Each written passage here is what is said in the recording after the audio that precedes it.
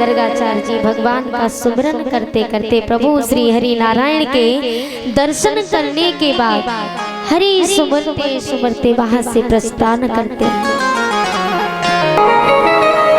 भगवान श्री कृष्ण ने अपनी बाल लीलाओं को दिखाया। गोपियां भगवान को अपने अपने घर बुलाती हैं। तो भगवान श्री हरि नारायण कुछ बड़े हुए तो सभी ग्वाल वालों को इकट्ठा करते हैं। दामा, मनसुख, मदमंगल सभी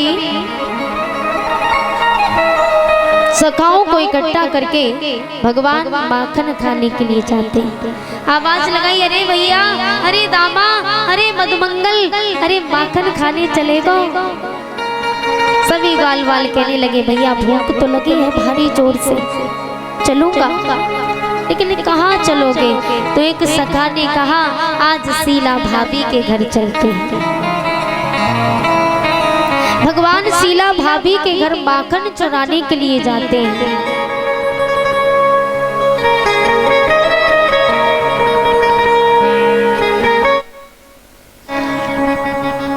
भगवान श्री कृष्ण ग्वाल वालों को साथ में लेकर के शीला भाभी के घर पहुंचे माखन चुराने के लिए।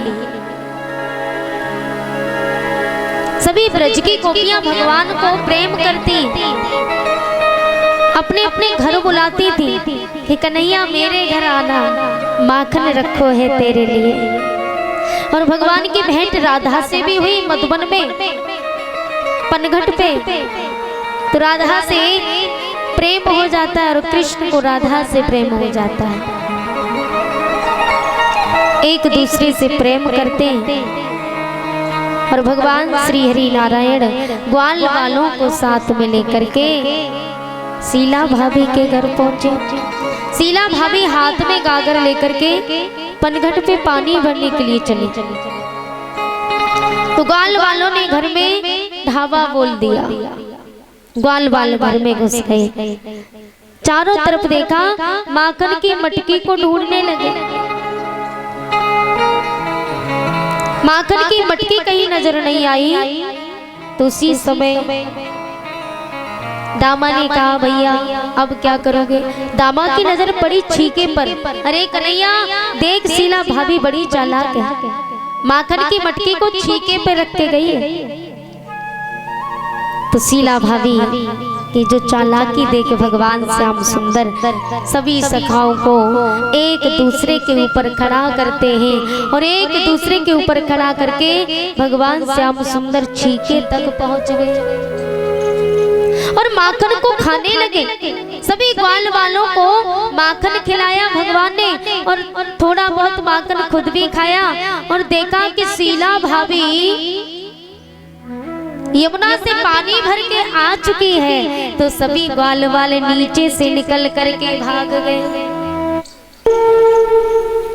और भगवान श्री कृष्ण छीके पर लटके रह जाते। भगवान कृष्ण अकेले छीके पर लटके रह गए।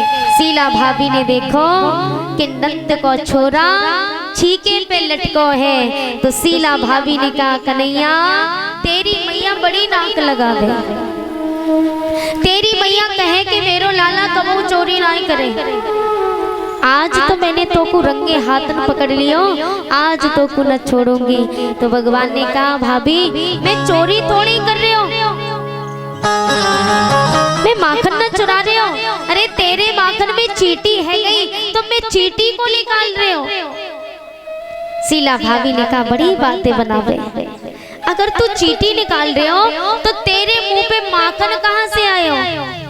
भगवान ने कहा, शीला भाभी जब मैं चींटी निकाल रहे हो ना तो एक चींटी मेरे हाथ द्वारा रेंगते रेंगते मेरे मुंह पे आ गई और बाने मेरे मुंह पे जैसे ही काटो मुंह को खुजरी लगी और मैंने खुजाया तो मेरे मुंह पे माखन लग गया। शीला भाभी ने कहा, बड़ी बातें करता है, बोले आज नहीं छोड़ूंगी, तू कितनी भी बातें बना ले। अरे भाभी तनिक नीचे तो उतार। शीला भाभी ने प्रभु को नीचे उतार लिया। अब भगवान कहने लगे, भाभी देख तो को एक सलाह दूं, तू कहे तो मुंह पे अपना झाड़ू लगवा ले, तू तू कहे तो मैं तेरे बर्तन साफ कर दूं, तू कहे तो मैं तेरी गैया काट दूं, लेकिन मेरी मैया से शिकायत मत करी। शीला भाभी ने कहा आज कैसे भी नहीं मानूंगी। तेरी मैया नाक लगावे ना कि मेरो लाला चोरी ना करे, आज नहीं मानू, आज मैं शिकायत करके रहूंगी। तो भगवान श्याम सुंदर का हाथ पकड़ के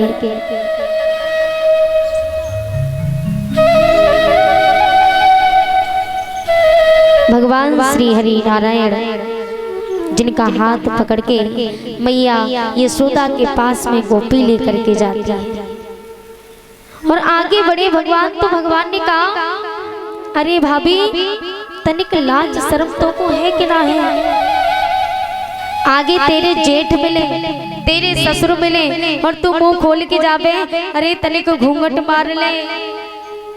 शीला भाभी ने कहा बात तो ठीक कह रहे हो, पहले के जमाने में बनारसी साड़ी चलती थी, सिर्फ पैरों तक का दिखता था। शीला भाभी ने 1.5 हाथ को घूंघट मार लिया और जैसे ही घूंघट मारा भगवान ने कहा मैया मेरे यहाँ वाले हाथ में बहुत दर्द हो गए, यहाँ वाले हाथ को छोड़ दे और यहाँ वाले हाथ को पकड़ ले। मैया ने जैसी ये बात सुनी भगवान ने हाथ अदली बदला किया तो भगवान ने उन्हीं के पति का हाथ पकड़ा दिया और दौड़े दौड़े भगवान मैया के पास में पहुंचे और मैया यशोदा से जाके कहते मैया अरे ओ मैया हाँ लल्ला कहाँ गयो। मैया मैं सुबह से कहूँ गयो तो ना मेरो लाला कहूँ ना गयो, कहाँ भयो। मैया देख मैं सवेरे से कहूँ ना गयो और कोई ना कोई गोपी आ रही होगी और कहेगी कि मैया तेरे लाला ने मेरे घर पे माखन चुरायो। मैया यशोदा ने कहा आ जाने दो मैं देख लूंगी। तो मैया यशोदा भगवान कहते मैया मुझको बहुत तेज भूख लगी है, माखन से रोटी दे दे। मैया ने माखन से रोटी दी। भगवान श्याम सुंदर माखन से रोटी खाने लगे। तब तक गोपी आई और गोपी ने कहा मैया अरे ओ मैया। भगवान ने कहा देख मैया आ गई। मैया ने कहा तू ठहर मैं अभी आती हूँ। मैया दौड़ी दौड़ी गई। भगवान मैया की साड़ी का पल्लू पकड़ के पीछे पीछे जाते हैं और मैया यशोदा से गोपी बोली कि मैया तू कहे कि मेरा लाला चोरी नहीं करता, लेकिन सुन मैया कि अरे मैया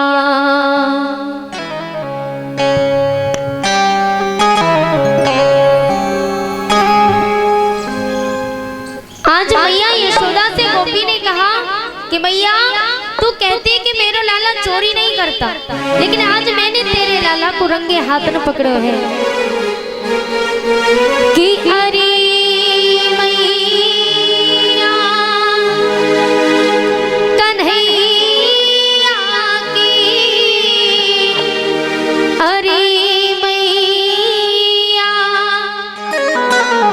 कन्हैया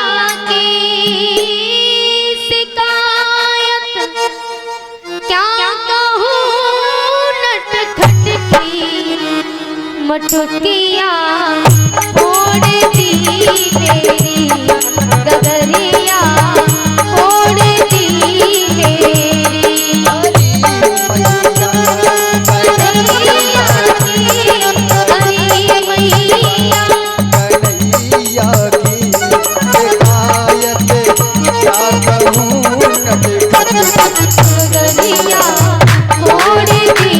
मेरी गगरिया ओढ़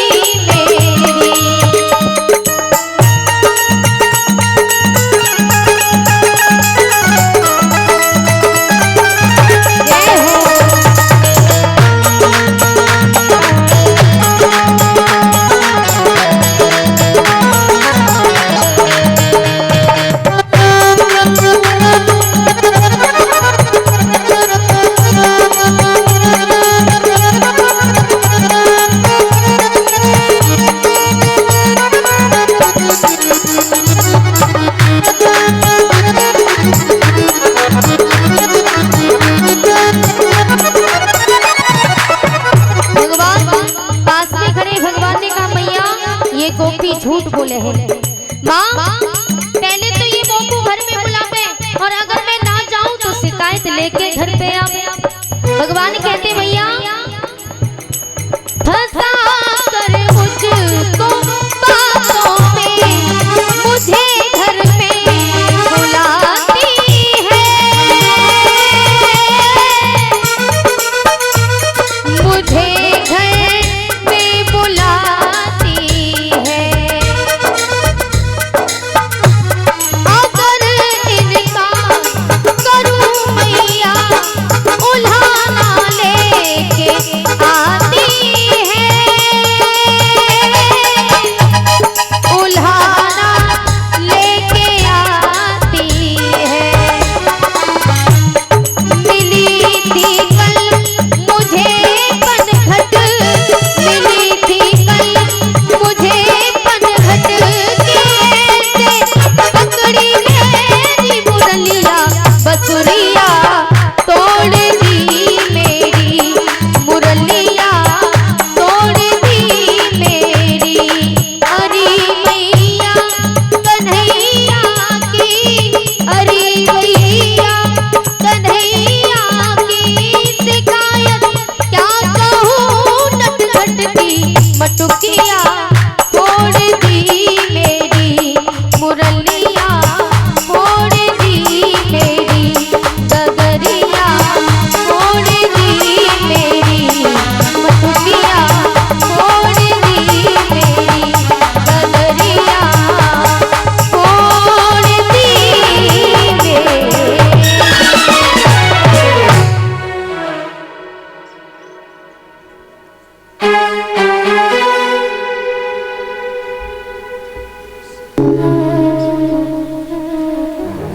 श्री राधे आज मैया यशोदा से गोपियां शिकायत करती। मैया यशोदा ने कहा सखी मेरे लाला पे इल्जाम लगाने से पहले तने को घूंघट खोल के तो देख, मेरा लल्ला है कि तेरो खसम है। और जैसे ही मैया यशोदा ने ये बात कही और गोपी ने घूंघट खोल के देखो तो उसी समय गोपी झुंझलाती हुई वहां से चली जाती है। धीरे धीरे समय व्यतीत होता गया, कंस का प्रकोप बढ़ता जाता है। भगवान ने अनंत राक्षसों को भेजा, अकासुर, बकासुर, पूतना का भाई जो अघासुर था और बकासुर, अनंत राक्षसों का भगवान ने वध किया। वध करने के बाद भगवान श्री हरि नारायण धीरे धीरे अपनी लीलाओं को आगे बढ़ाते चले गए। एक दिन भोजराज कंस ने कालिया नाग को आदेश दिया कि जाओ तुम यमुना में प्रवेश करो और यमुना का जल इतना जहरीला कर दो कि यमुना के वहाँ आसपास के जो भी जल पिए सीधा स्वर्ग लोक से धार जाए। आदेश पाकर के कालिया नाग यमुना में प्रवेश करता है और यमुना का जल इतना जहरीला कर दिया कि जो भी उसे पीता स्वर्ग लोक से धारने लगा। तो उसी समय मैया यशोदा जो अपने कन्हैया से बहुत प्रेम करती थी, कंस ने मैया यशोदा के यहाँ पत्र लिख के भेज दिया कि हमें यमुना से एक छबरिया पुष्प चाहिए और यदि पुष्प लाकर के नहीं दिए तो मैं नंद के पूरे परिवार को जेलों में बंद कर दूंगा। ये बात भगवान श्री कृष्ण के कानों में पड़ी तो भगवान ने ग्वाल वालों को इकट्ठा किया और यमुना पर गेंद खेलने के लिए चले। गेंद खेलने का तो बहाना था, लेकिन सच बात तो यह है कि भगवान कालिया नाग से युद्ध करने के लिए गए थे।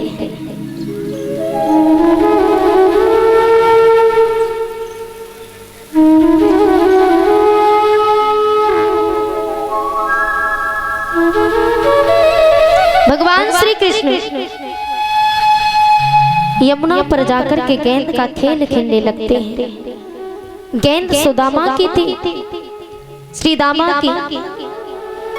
श्री दामा भगवान से कहता है कि कन्हैया ये गेंद मेरी है, लेकिन यदि ये मेरी गेंद खो गई तो याद रखना मैं तुझसे अपनी यही गेंद ले लूंगा। भगवान ने कहा दामा यदि तेरी गेंद खो भी गई तो मैं दूसरी ला करके दे दूंगा, तू चिंता न कर।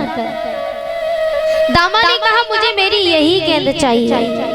तो भगवान गेंद का खेल खेलना प्रारंभ करते हैं और भगवान कुछ समय तक गेंद का खेल खेले। उसके बाद भगवान के हाथों में गेंद गई तो भगवान ने वो गेंद यमुना में फेंक दी। और जैसे ही भगवान श्री कृष्ण ने गेंद यमुना में फेंकी तो दामा ने जाकर के भगवान के पीताम्बर को पकड़ लिया। झट झपट पकड़ कृष्ण की कमर। दामा ने कहा कि कन्हैया तुमने जानबूझ करके मेरी गेंद यमुना में फेंकी है, इसलिए मुझे मेरी गेंद ला करके दे दो, भलाई तुम्हारी इसी में है।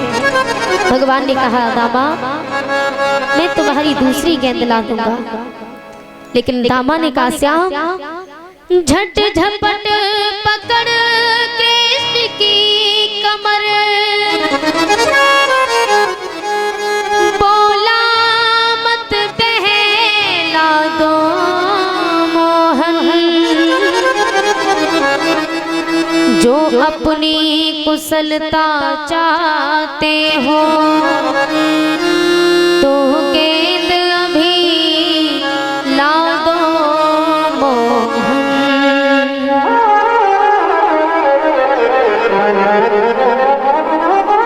भगवान श्याम सुंदर ने कहा दामा मेरे पीताम्बर को छोड़ दे। हरि बोलो ना कुछ मसले पर, क्यों विश्व उखाड़े देता है। उस सड़े हुए चिथड़े पर क्यों पीताम्बर फाड़े देता है।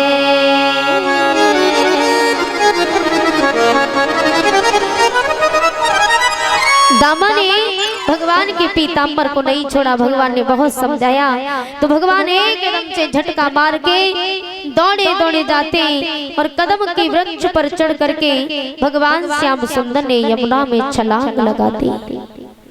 और जैसे ही भगवान ने यमुना में छलांग लगाई तो उसी समय सभी ग्वाल वालों ने दामाद को जाकर के पकड़ लिया कि दामाद तूने अच्छा नहीं किया, आज तेरे कारण कन्हैया यमुना में कूद गया है। सभी ग्वाल वाले रो करके मैया यशोदा के पास में जाते और मैया यशोदा से जाकर के बोले मैया